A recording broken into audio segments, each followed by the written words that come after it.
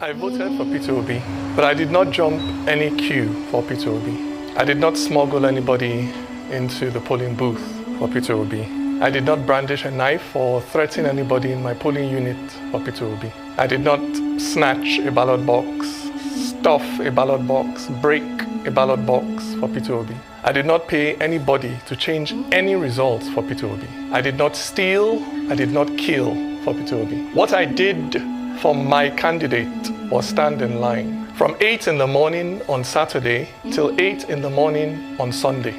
And when the sun got too hot and I thought of going back home, I remembered, shot to death on the train to Kaduna, and I stayed. And when the heavens opened and poured down rain, and I thought of running away to find safety, I remembered, stuck at home for months because of ASU strike, and I stayed.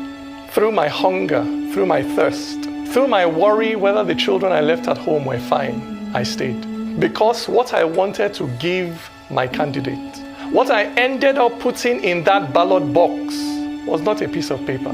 What I ended up putting in that ballot box was my hope for a country where young people would not be so disillusioned by the actions of their own parents, of their own leaders, that they will be willing to risk crossing the Sahara Desert on foot just to escape. That was what I put in that ballot box. That was what my presiding officer refused to upload for 3 days. The future of that young boy who stood with me, who stood with us as we counted those votes through the night.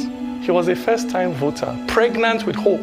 But somewhere between the polling unit and the collation center, that boy's future was waylaid by a politician that used biro to cross out his destiny, a politician that found where that boy had written hope and wrote over it hopeless. It is a terrible thing when a Nigerian is kidnapped on the way to Zamfara or Makurdi or Enugu, but it is infinitely worse when Nigeria herself is kidnapped on the way to the collation center. I tell you, my brother, my sister, it is not Nigeria that has her foot on your neck.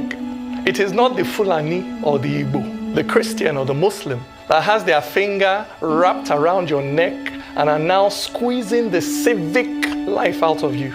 It is not those Yoruba people that don't give a damn whether you eat, whether you have a decent house to sleep in, whether you're able to find a job 5 years after graduating. It is not North or South that uses 8 years to build one bridge or to repair one pothole in the middle of your road.